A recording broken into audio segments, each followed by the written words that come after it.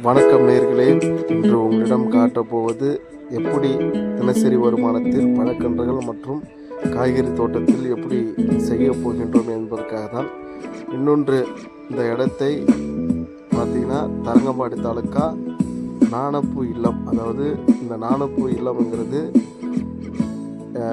2001 அதற்கு முன்னோட ஆண்டுகளில் இது ஆங்கிலேயர்களால் கட்டப்பட்ட இந்த கட்டிடம்.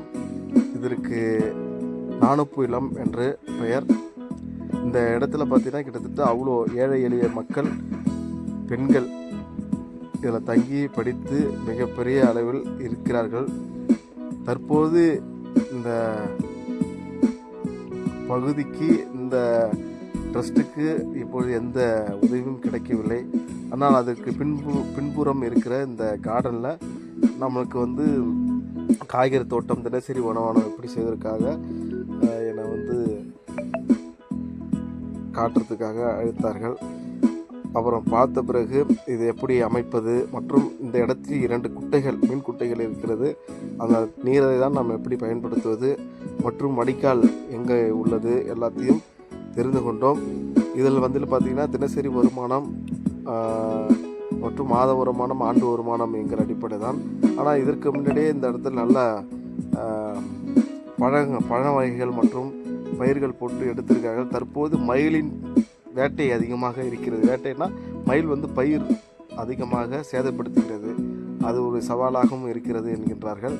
இந்த கார்டன் பாருங்கள், அந்த பின்னாடி கட்டடம் தான் விடுதிகள். இந்த விடுதியில் பார்த்திங்கன்னா அவ்வளோ மக்கள் ஏழை எளிய மக்கள் படித்து ஆளாகி இருக்கிறார்கள். தற்போது இந்த விடுதியில் போதுமான உதவி செய்வதற்கான ஃபண்டு இல்லை. ஆனால் இந்த ஒரு சின்ன அவங்களால முடிஞ்ச நிர்வாகத்தை நடத்தி கொண்டு இருக்கிறார்கள். அது மட்டும் இல்லாமல் இந்த இடத்துல பார்த்திங்கன்னா நம்ம வடிவமைப்பதற்கான வேலைகள், அதாவது ஃபுல் இந்த ஓரங்கள் முழுவதும் புல்கள் அதிகமாக இருக்கிறது.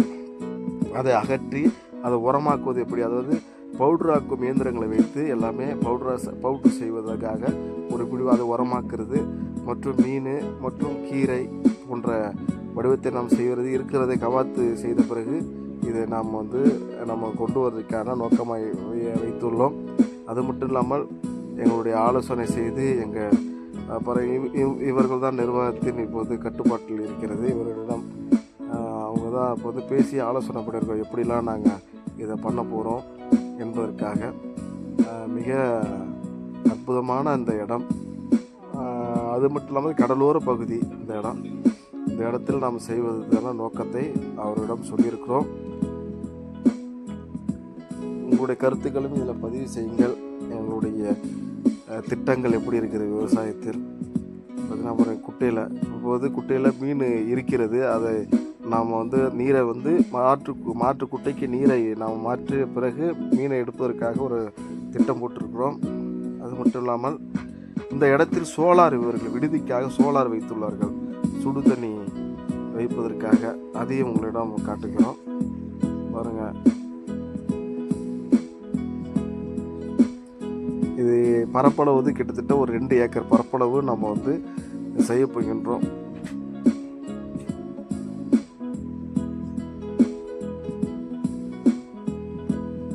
ஒரு ஏற்கனவே எலுமிச்சம், மாமரம், காய் எல்லாமே காய்த்து கொண்டு இருக்கிறது.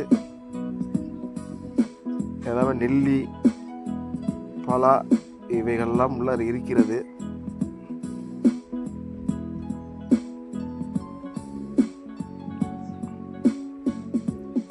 இவங்க விடுதிக்கு மேலே சோலார் வைத்துள்ளார்கள். இந்த சோலாரை நாம் பயன்படுத்த வாய்ப்பு இருக்கிறதா என்பதை இதுக்கு தெரிந்த தொழில்நுட்ப வல்லுநரை வச்சு நம்ம இதை மீதி உள்ள மின்சாரத்தை நம்ம எப்படி பயன்படுத்திக்கலாம். விடுதிக்கு சுடு தண்ணீருக்கு பயன்பாட்டுக்கு போன பிறகு மீதி உள்ள இந்த இடத்த தான் நம்ம பவுடராக்குறது, இந்த பிற்கள் எல்லாத்தையுமே உரமாக்குறது ஒரு நோக்கமாக வைத்திருக்கிறோம் இந்த கார்டனை. இதில் நம்ம சொன்னது போல் டெய்லி நமக்கு இன்கம் வரா மாதிரி என்னென்ன செய்வது என்பதற்காக என்னுடைய திட்டங்கள்